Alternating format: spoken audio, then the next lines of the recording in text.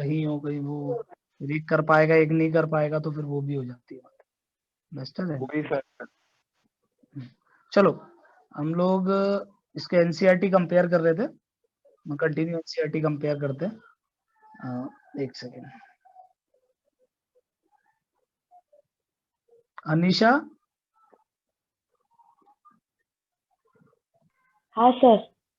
बेटा तू इतना रेगुलर क्यों हो रही है, कभी आती कभी नहीं आती? हाँ सर, अभी एक दो लेक्चर नहीं अटेंड हो पा रहे। तबीयत ठीक है?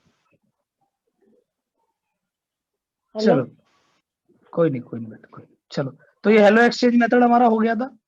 लास्ट हमने हेलो एक्सचेंज मेथड पूरा कर लिया था, यहाँ तक हमने एनसीईआरटी पूरी कवर कर ली थी। इसके बाद हेलो एरेंज का नहीं करना है अभी ना, हेलो एरेंज को अभी साइड में रखते हैं, हेलो एरेंज बाद में ना। अगला क्या है?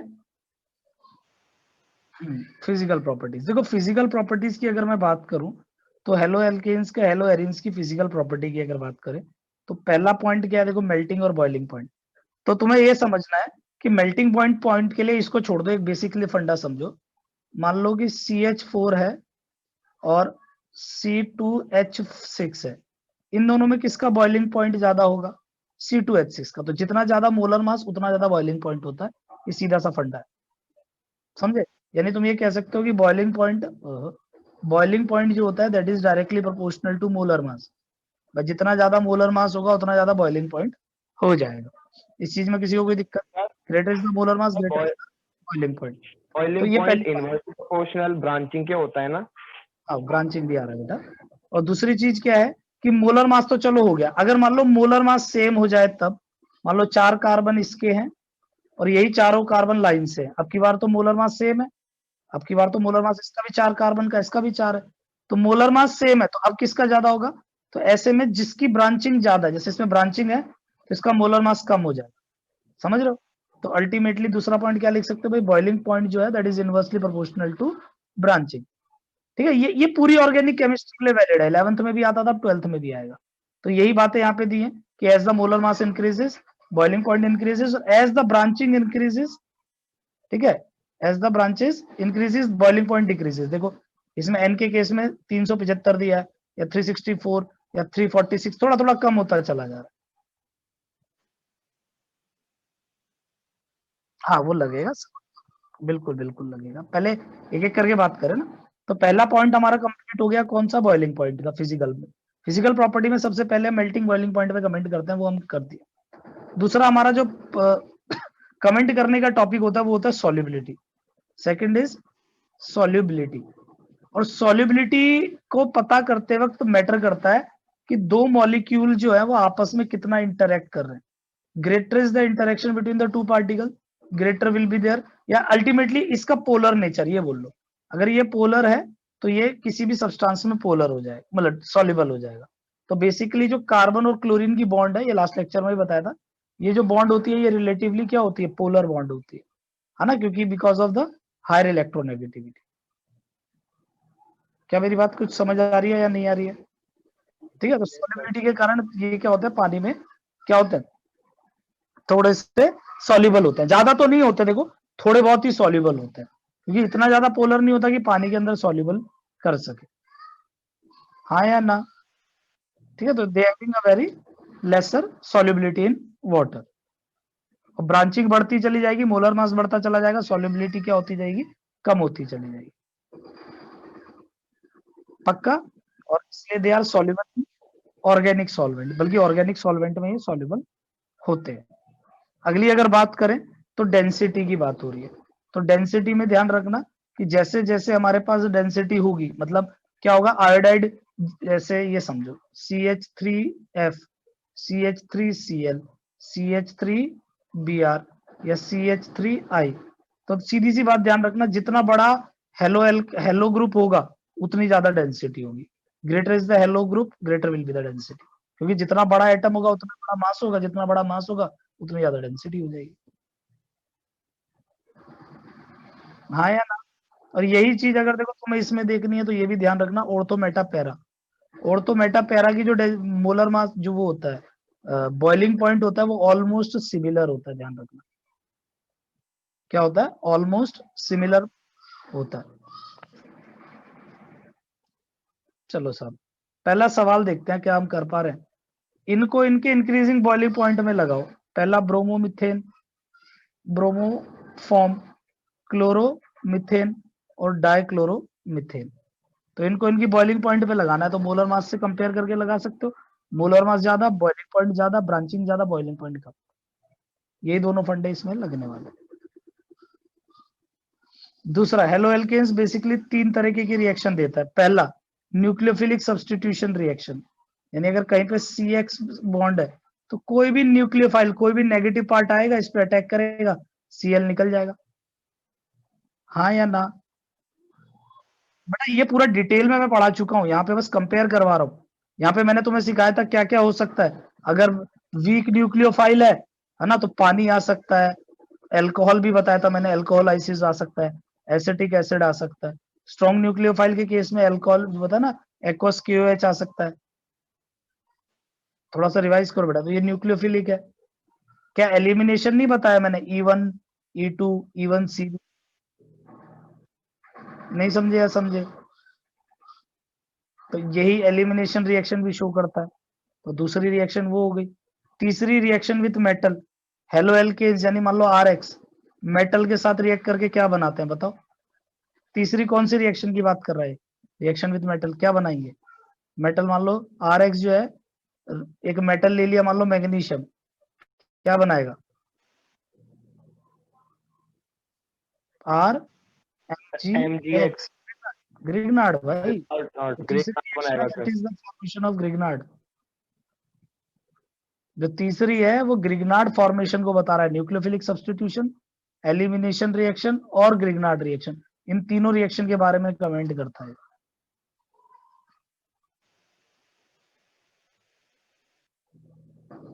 आंसर कौन कौन से होंगे मतलब?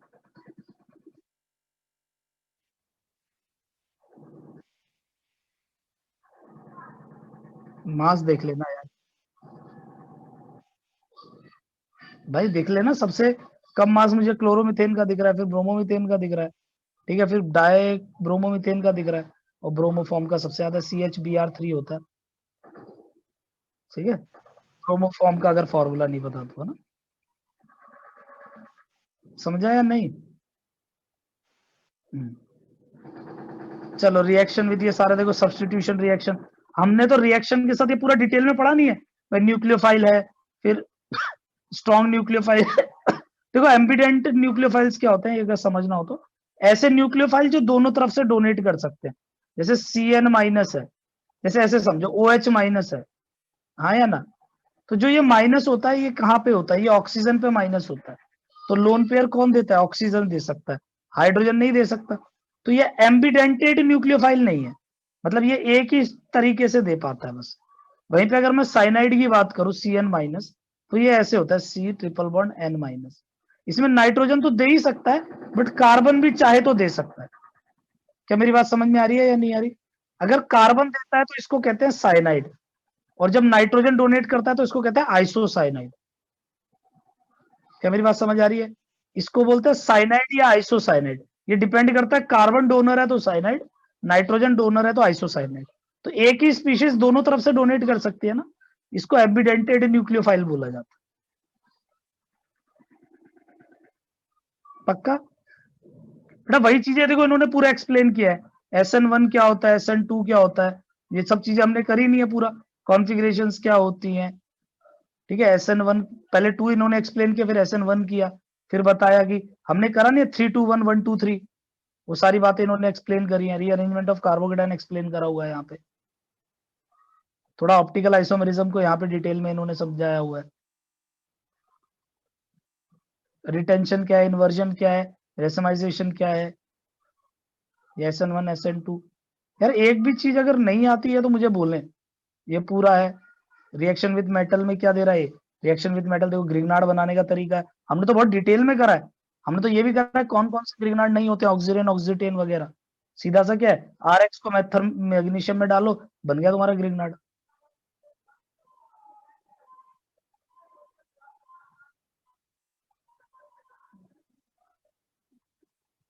भाई हेलो एरिन्स को नहीं कराया है, तो हेलो एरिन वैसे तो बेसिकली मैंने तुम्हें इतना जरूर बता दिया है कि हेलोएरीन्स जो होती है ना, ये वाले, ये SN1 SN2 रिएक्शन नहीं देते, ये तो मैंने बता दिया ड्यू टू PDCH।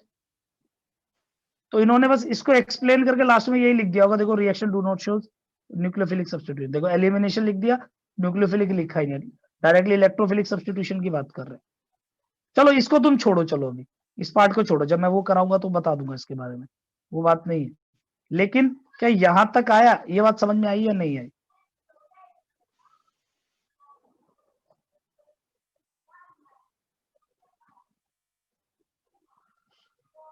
सभी को बोल रहा हूं मैं।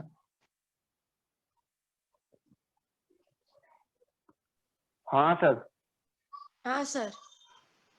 बेटा वुड्स 11th की रिएक्शन है, वुड्स, हाँ, एल्केन्स बनाने वाली। हाँ, it is a method for formation of even numbers of alkene. अगर फिर भी सोडियम नहीं का पता है तो देख लो बेटा, फिर भी नहीं पता देख लो। एक RX होता है, मैकेनिज्म भी समझ लो अगर नहीं आता है तो। एक होता है RX, RX को हम डालते हैं सोडियम में, मैग्नीशियम में डालते हैं तो ग्रिग्नार्ड बन जाता है। अगर सोडियम में डाल दें तो सोडियम क्या करता है, देखो, अगर पहले तो प्रोडक्ट क्या बनता है, RR बनता है, ये समझ लो, एक एल्केन बन जाता है। जो भी एल्केन यहाँ लेते हैं वो डबल हो जाता है, ठीक है। मैकेनिज्म क्या होता है, जब सोडियम डाला जाता है इसमें, तो ये हैलाइड तो देखो निकल जाता है इसमें से, और बदले में R- ये पैदा कर देता है। इसमें माइनस का चार्ज कहां से आता है, सोडियम इसको इलेक्ट्रॉन देता है, ध्यान रखना ना, सोडियम एक इलेक्ट्रॉन देता है, वो इलेक्ट्रॉन ये लेके अपने ऊपर माइनस का चार्ज ले आता है, तो इसमें माइनस का चार्ज आ गया। अब ये जब R पे माइनस का चार्ज आ गया तो ये बन गया एक न्यूक्लियोफाइल, ये बन गया एक न्यूक्लियोफाइल, और ये ही न्यूक्लियोफाइल यानी R- इस R पे अटैक करता है और ये Cl बाहर निकल जाता है, तो अल्टीमेट RR बन जाता है। ये न्यूक्लियोफिलिक सब्स्टिट्यूशन का ही एग्जाम्पल है। मेरे 11th के नोट्स रिवाइज कर लेना, वहां पे वुड्स रिएक्शन कराया हुआ है, समझे? तो अल्टीमेटली वुड्स रिएक्शन है। RX को चलो ऐसे याद कर लो ना, RX की दो रिएक्शन है, सोडियम से कराओगे तो वुड्स, और मैग्नीशियम से कराओगे तो ग्रिग्नार्ड फॉर्मेशन, MgX। ये बेसिकली हमारे पास दो तरीके की रिएक्शन ये शो करता है। पक्का या नहीं? कोई डाउट है किसी भी तरीके का तो मुझे बोले। No sir. पक्का? देखो इसमें ना एक ये वाला टॉपिक है, मेरी बात ध्यान से सुनना, ये एक टॉपिक है poly compounds, poly halogen compounds. तो मेरी एक बात तुम ध्यान से सुनना, तुम लोग बोलोगे तो मैं करवा दूंगा, अदरवाइज नहीं करवाऊंगा। क्या मैं बोलना चाह रहा हूं कि एक तो ये टॉपिक जेई में तो कभी पूछता ही नहीं है, कहां गए, ये टॉपिक पे कभी जेई में या नीट में सवाल नहीं आते, ये मैं बता रहा हूं, कभी नहीं आते, ठीक है, पहली बात। दूसरी बात, इस साल ये बोर्ड में हटाई दिया गया है। क्या होता है ना, जैसे मान लो, अब क्यों भरोसा नहीं है, 70% काट दिया वो तो कट ही गया ना। अरे भाई उन्होंने बोला यानी नहीं पूछेंगे। बट अरे यार वो वैसे ही देते हैं, एक बोर्ड की इस चीज की तो टेंशन ले मत, ये कंफर्म नहीं। बट इसके अलावा अगर तुम बोलो तो फिर मैं करवा दूंगा, कोई दिक्कत नहीं है। ये क्या सब्जेक्टिव पार्ट है यार, कैसे क्या बनता है वो वाली बात है, बस एक रीडिंग करने वाली सब फंडा है, और कुछ नहीं है, समझ रहा है? इसमें समझाने वाली बात नहीं है। जैसे मान ले मैंने तेरे को यहाँ पे बोल दिया कि ये पहला क्या है, डाइक्लोरोमिथेन, यानी अरे यार हट जा, CH2Cl2, क्या है, डाइक्लोरोमिथेन, CH2Cl2, सुन रहा है बेटा? एक सेकंड, एक सेकंड रुकना बस।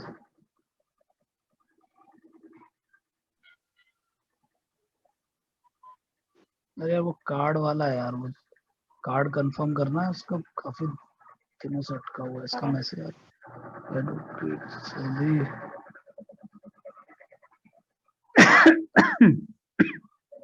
बेटा एक सेकंड रुकना ना, 1 मिनट से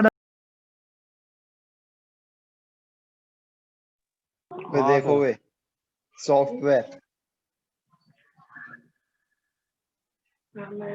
ये काला डब्बा कौन आ गया था लाइव बीच में?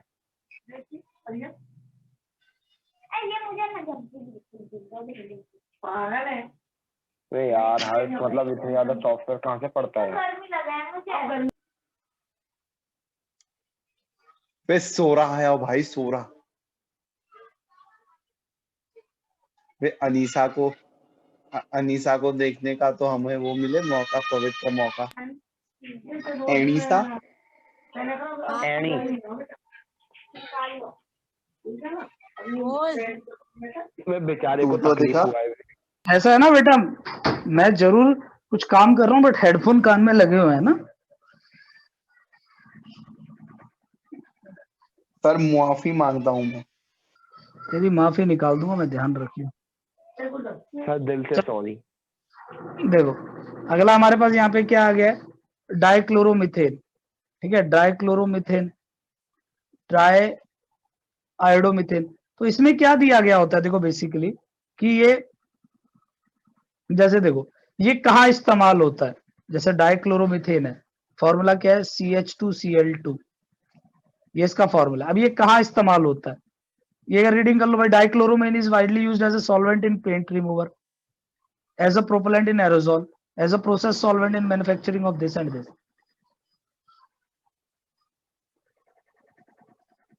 कुछ कुछ पल्ले पड़ रहा है या नहीं पड़ रहा। देखो ये कंटेंट क्या है पहले वो तो दिमाग में क्लियर करो। इसको याद नहीं है, अगर ऐसी बात है तो फिर इसको मैं ही हाथों हाथ याद करवाता हूँ, इसको शॉर्ट में करके। बेसिकली मैं इसको क्लास में कैसे पढ़ाता हूँ, जैसे जितने बच्चे हैं ना, एक एक को बोल दिया, एक एक पैसेज पढ़ता रहेगा, सब सुनते रहेंगे, जो बात होगी वो एक्सप्लेन, बस खत्म। क्योंकि इससे ज्यादा इसमें बुद्धि लगाने वाली बात नहीं, ये याद करने वाली सी बात होती है। हाँ एक चीज इसमें जरूरी है, ये पक्का देख लेना, चाहे कोर्स में हट गया या नहीं हट गया, इसका फॉर्मूला बहुत बार आता है, right the formula of DDT, draw the structure of DDT, या DD से रिलेटेड कुछ भी आ जाता है। फॉर्मूला क्या DDT का, डाइक्लोरो डाइफिनाइल ट्राइक्लोरो इथेन। ठीक है, ये देखो दिया हुआ है डाइक्लोरो डाइफिनाइल ट्राइक्लोरो इथेन, ये इसका फॉर्मूला है। इस पे कल गलती से भी रहम मत करना बेटा, इसको तो चाट जाओ ढंग से, मतलब पक्का या नहीं।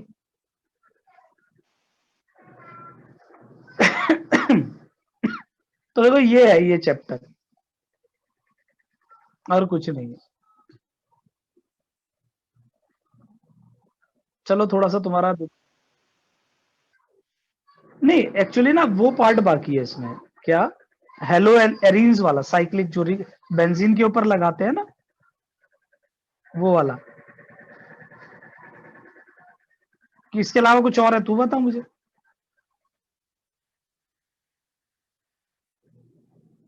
यार ये सब मैंने पहले कराई हुई होती है, मेरा फंडा। तू 11th रिवाइज नहीं करता क्या। दो भैया, अगर किसी को ऐसा डाउट है देख लो। आर, देख एक बार, ये पतला कैसे होगा यार, इससे, हाँ देख, मान ले आर, ध्यान दे इधर, सभी देखना, RCl को सोडियम में डाला तो क्या बनेगा, RR। नहीं समझा क्या, एक काम कर, ऐसे कर ले, CH3 को सोडियम में डाला तो क्या बन गया, CH3 यानी इथेन। ये किसने बोला था, किसने बताया ये रिएक्शन, वुड्स नहीं होता, वुड्स होता है। ठीक है, इट्स अ वुड्स रिएक्शन।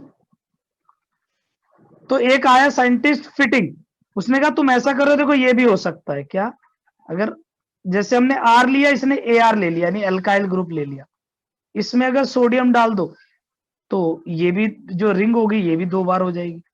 कहा फिटिंग ने कहा देखो जैसे वुड्स ने ऐसा करा है, ऐसा एरोमेटिक में भी हो सकता है। नहीं समझा, जैसे कि R, ये मान लो ये RCl है तो RR हो गया था, वैसे ये बेंजीन को AR बोलते हैं, तो ARCl है तो AR हो जाएगा। इसका नाम दे दिया गया क्या, फिटिंग। ये फिटिंग ने बताया था।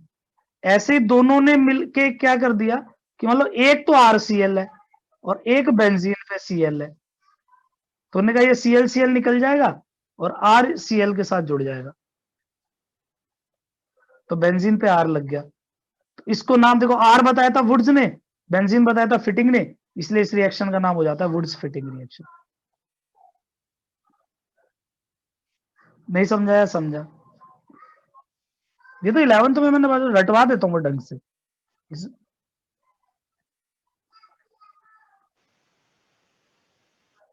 यार इसमें वुड्स फिटिंग कहाँ है?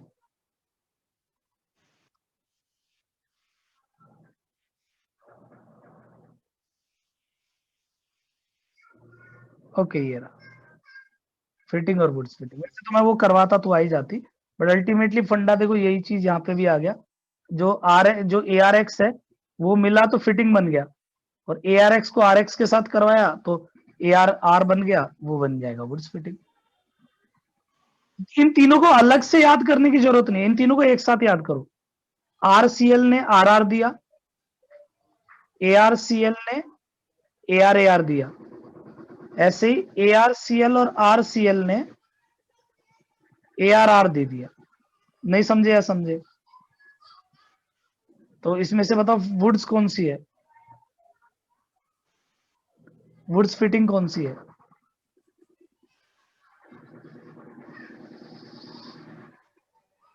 देखो कौन सी है, वुड्स फिटिंग, और ये है फिटिंग।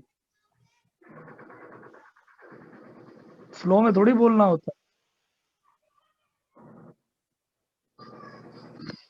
समझ में आई या नहीं आई सभी को?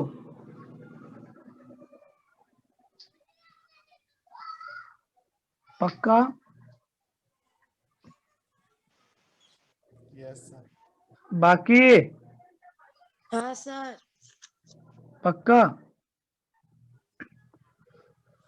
पर आज मैं कल ही कराऊंगा इसको ना, बाकियों को आने दो, कोई मतलब की बात है नहीं है, आधा करा आधा नहीं। तो अभी तुम्हें क्या करना है, क्वेश्चन नंबर 1 to 10 अभी सॉल्व करो। अभी 6 बजे से फिर भी है, 6 से और लेक्चर है ना अपना।